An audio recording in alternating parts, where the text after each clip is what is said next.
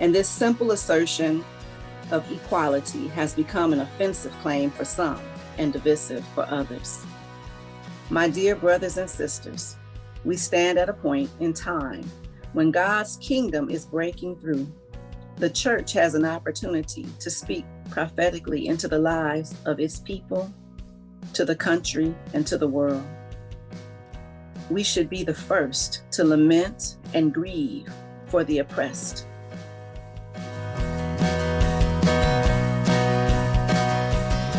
Welcome to the Legacy Project. My name is Jim Copple, president of the Servant Forge Foundation. We're an organization committed to leadership development with a specific focus on service. This podcast and its related activities are about sharing the legacy we have inherited and discussing the legacy we still want to create. Legacy is more than cars, houses, boats, and material possessions that we want to leave to the next generation. Rather, legacy is about core values and beliefs that we inherited from a previous generation. They are the values that shaped us and defined us. Legacy is also about the values we develop or create that can be passed on or shared with the next generation. We will interview people from various backgrounds and walks of life. Some are famous, some, well, maybe not so famous, and others are simply our neighbors, our friends, people who live ordinary lives doing extraordinary things. Become part of this project by being intentional about legacy, more than just memories, but principles that have guided our lives and shaped our decisions. What is the legacy you choose to create? That's what we want to discover.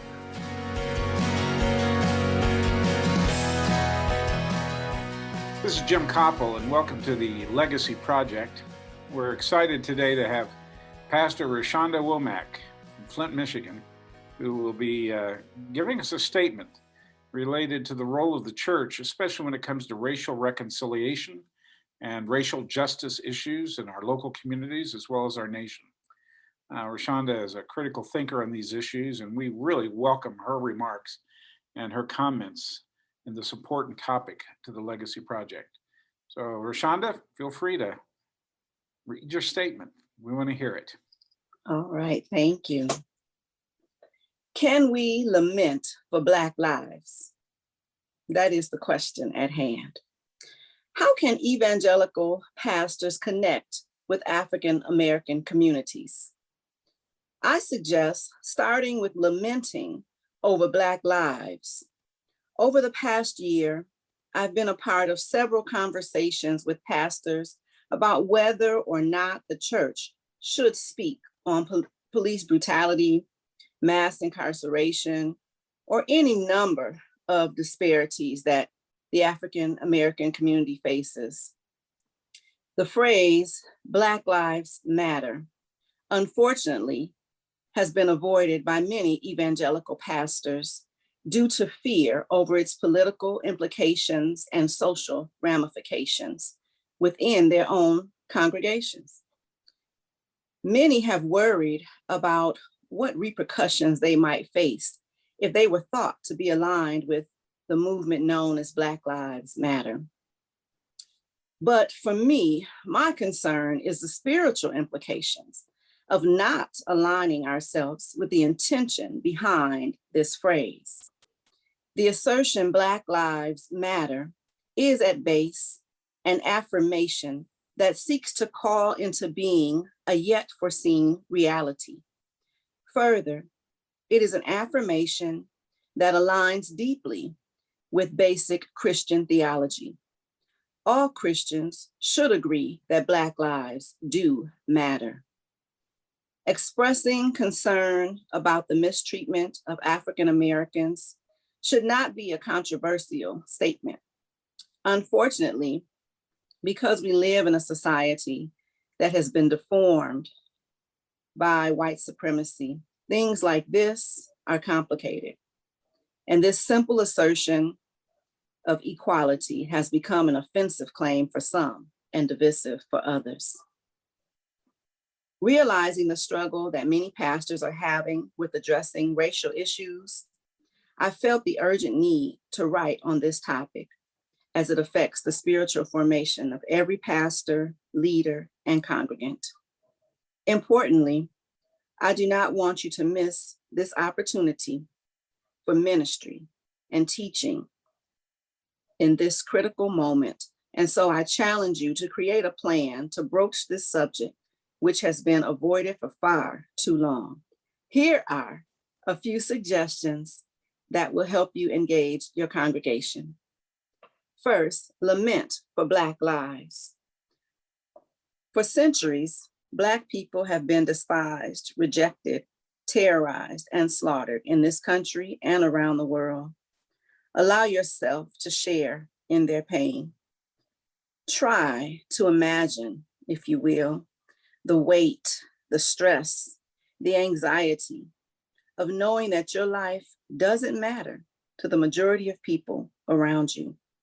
Allow yourself to sit in this painful reality that is the Black experience. Second, educate yourself. Listen to the stories of Black people. Watch documentaries or movies, read books about systemic and institutionalized racism in this country. Consider joining or hosting a group or Bible study addressing these topics. I recommend Be the Bridge by Latasha Morrison. Third, share what you are learning with your congregation. Those in majority white congregations need to know that most of us live in segregated neighborhoods and still go to segregated schools and segregated churches. White people do not often have a clear understanding of what life is like for people of color. So help your congregation to hear their stories. For example, consider inviting Black pastors to preach in your church, or invite a person of color to share their testimony on a Sunday morning about their experiences. This can create common ground and help your majority white congregation to realize the danger of a single story. I cannot stress enough the real harm that is done to people of color when well-meaning white people choose to only embrace their own point of view. Fourth, reevaluate your Christian education and discipleship curriculum. Look for curriculum and books that use diverse images and speak to issues of concern in the African American community and beyond. Address issues of racism and white supremacy as an intentional part of your Christian education plan. If we spend more time teaching about the social aspect of holiness, our people would better understand how the Bible and our Christian tradition speaks to social justice issues. A huge part of Christ's mission was to uplift those who were being oppressed and marginalized by the empire of his day. We are called to do the same, to be ministers of reconciliation in our world.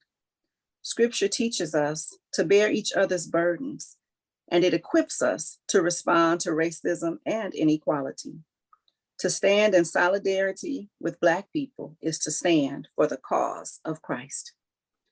Lastly, model and preach the love and truth of the gospel. Jesus boils down all the commandments and laws to these two. Love the Lord your God with all your heart and with all your soul and with all your mind and with all your strength. The second is this: love your neighbor as yourself. There is no commandment greater than these. Mark chapter 12, verses 30 and 31. Salvation is both personal and social. It benefits you, but it also should benefit your neighbor. But do you know who your neighbor is? Everyone is your neighbor. If we follow this commandment, racism would not and could not persist in our churches or in our communities or in our country, for that matter. To stand in solidarity with Black people is to stand for the cause of Christ.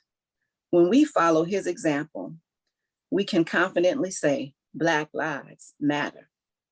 One pastor put it this way: Black lives matter to God and to me. As Christians, we can counteract the unconscious bias that we have been taught in this country that views Black people as less than human. If pastors don't address this miseducation directly, who will? My dear brothers and sisters, we stand at a point in time when God's kingdom is breaking through.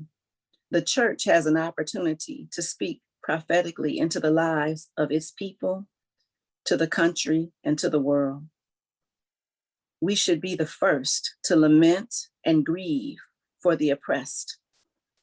We should be the first to take action to stop this oppression. Pastors, I pray that the Holy Spirit will give you the courage to say, Black lives matter, and here's why. Your congregation and your community need to hear it from you. We've been listening to Roshanda Womack, Reverend Womack. She's just recently been ordained in the Church of the Nazarene. And this statement is important. It speaks to the historical nature of our own denomination, whose roots are born out of the Wesleyan revival, where social justice mattered. And it seems in recent years we have forgotten a lot of that truth. And Roshanda is here today to remind us of the significance and importance of what it is to build bridges to all communities, to different communities, but particularly in this day and age when Black lives do matter. They matter in every way, shape, and form. Roshanda, thank you for the statement. It's an important statement. And I hope our denominational leaders, I hope our faith leaders across the country, not just Nazarenes, but throughout the denomination, throughout the evangelical church in general, will heed your call and your summons to do the right thing. And above all, to love God with all your heart, mind, and soul, and your neighbor likewise, to do justice, love humility, and to love God with all your heart, mind, and soul. Thank you. All right, I have a question for you. Sure. This might be a random question, but I know this is an area that you're an expert in. And, we've been having debates about defund the police or reform, is it training? What is the issue? How do we address, all the violence, the brutality, things we've been seeing from police? And I just wonder, you've been working with police departments. What do you think is the root cause of what we're seeing? And then how do we go about changing it? Is it a defunding kind of situation where you're redispersing funds into different, areas of expertise, or what? Yeah, well, it's a combination of things. The police are what we've created. They're exactly what we've created. When we needed slave patrols, the police became slave patrols. When we needed to enforce Jim Crow laws, we asked the police to do that. When we asked the police to enforce drug laws and mass incarceration came about as a result of the police have done exactly what we've asked them to do. And I think in this culture, we have to reimagine policing and to think completely different about the kind of policing we want and what kind of police officers we want. We've had this kind of paramilitary approach to policing versus a service-oriented approach to policing. And there have been programs where they've hired ex-teachers, social workers, nurses to go into policing. And there's been this kind of false tension between warrior police or guardian police. And when you need a warrior, you want a warrior. I mean, when there's trouble and people are shooting people, you want a warrior to show up. And but for the most part, policing is about guardians. And every day in this country, there are 1 million contacts between police and community. 800,000 law enforcement officers, 18,000 police agencies. And every year there are about 1,000 shootings of people of color. And but out of 1 million contacts every day, 365 million contacts, 1 million shootings. A lot of police are doing right things and believe in the sanctity of life and that everybody should go home at night. But that aside, we have a lot of work to do to reform police, to get them to think about sanctity of life and to retrain and refocus our energies on getting the right people to respond to problems.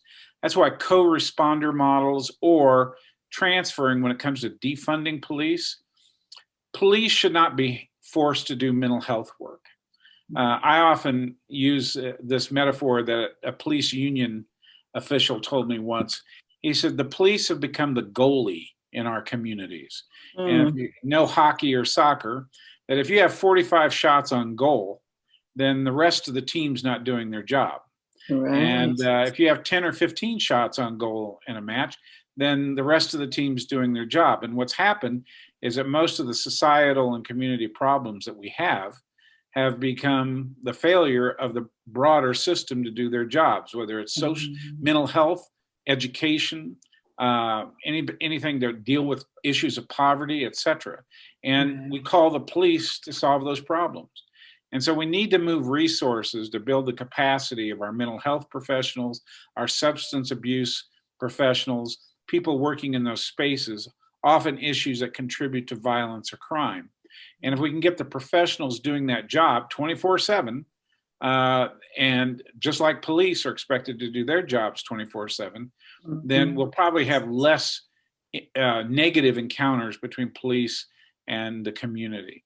And so there are a lot of things that need to happen. We need to be able to terminate police, the bad ones. And so qualified immunity needs to be repealed. We need to have a national decertification index where if a person gets fired from Flint, they can't get a job in Ann Arbor. Right. We can have that record and show their criminality or their past. But at the end of the day, communities need to sit down and talk about the policing they want and the policing they need. And then they need to work and fund that kind of policing. And they need to move resources to the other kinds of agencies or services that can keep people out of the criminal justice system. That's kind of a long answer to your question, but it's a big problem. So there is no short answer. Yeah. I just wanted to hear your thoughts on it. And that I think that's really true, that over time, a lot of the funding has been just shifted to policing, taken away from mental health service, even from education. I know in our city of Flint, I mean, it'll break your heart. You go into the schools and the buildings, they're just falling apart, no resources. I mean, it's atrocious. Yeah. And so I think it's just like you said, really sitting down and looking at how we can shift money back into some of the places it was taken away from when we had this hyper focus on, war on drugs. We got to fight crime and beat stuff. Right. Because it's not giving us the results that even with all the money being spent on policing and all, it's not giving us the result we want.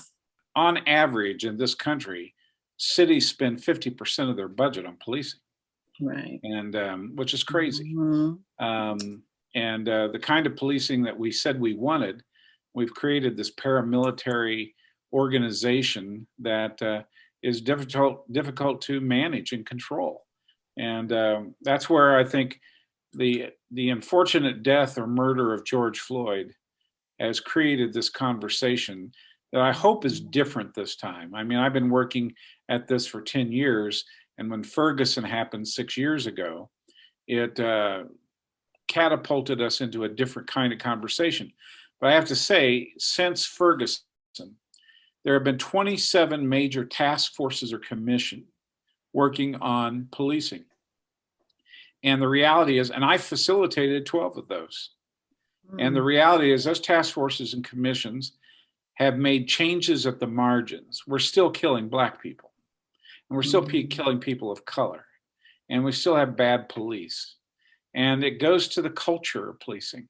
And that's what has to be addressed. It's going to be a steep climb and it's going to be difficult, but we've got to do it or this is going to continue. Because as you said in your comment or your statement, the racism, it's interesting in this book called Conversations by Robert Livingston. He quotes Kendi's book, or that racism is not a tattoo, it's a sticker. And that racism is a behavior, and that manifests itself in a variety of ways, in a variety of groups that you might not ever anticipate it. And those who say they are not racist, do racist things, and those who are racist do things that are not racist. And Right. and getting that, understanding the complexity of race and racism, our history.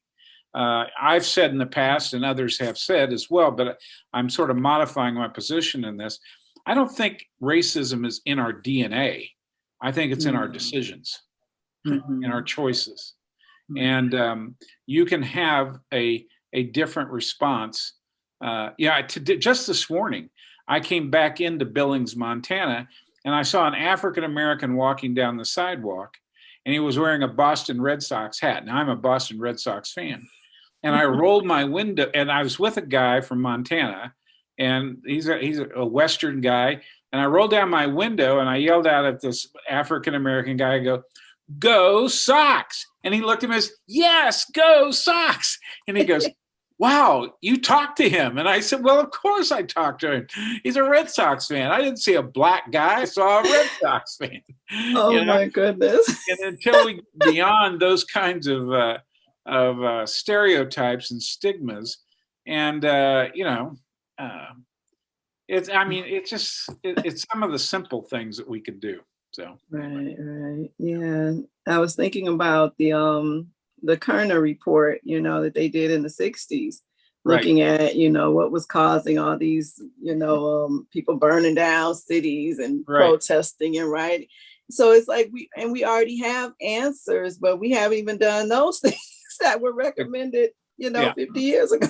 Well, the McKerner report, the McCone Commission, all of those had profound recommendations that have gone unimplemented, or there has been what Lloyd Johnson at the University of Michigan calls for generational forgetting, is that every generation has to be reminded. And that's and so when the Texas school system wants to outlaw, the extreme slavery narrative and history, because that's not who we are. Or, President Biden and Senator Scott from South Carolina have both said in the last 2 weeks that we're not a racist country, and which, completely glosses over that sticker that continues to abide on our historical body, and it may not be a tattoo. It doesn't have to be permanent. But the fact is, when you look at our decisions, I was revisiting recently the events that took place almost 100 years ago in Tulsa, where all 800 people were hospitalized, 10,000 people left homeless, and the behavior and conduct of white supremacy in those environments, are something we have to acknowledge and constantly need to be in a spirit of repentance in terms of what goes on or what happens. I mean, Roshanda, when I was growing up, I grew up in Missouri, and my father and mother, by contemporary definitions, would be considered racist. They were biased. They weren't overt. But I can remember my father. I was a second-team high school all-state football player. And I remember my father realizing that I was going to play opposite an offense. I was a defensive end, and I was playing opposite an offensive end who happened to be black. And my father said to me, son, you know how to take care of that, don't you? And I said, what do you mean? He goes, just hit him at the knee. Take him out the first play of the game. Knock him, eliminate him. You'll get a 15-yard penalty, but you don't have to face that black guy. And I grew up in that kind of environment. And then when I was in college, I was rooming in California. I was doing work with Campus Crusade for Christ, and my roommate was an African American. It was the first time I was in close, regular contact for 2 months with an African American and realized, oh my gosh, I love that guy like a brother. We're still in close contact.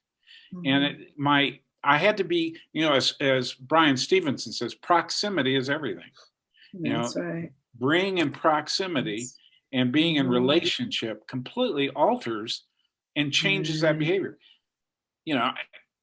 I was what I was because I grew up in the environment that I grew up in, but I unlearned things, still unlearn things. and about all kinds of people, all kinds of cultures. Right, You know, right. I'm having to work through my own bias right now against evangelicals. I mean, it's just, what they say, what they do.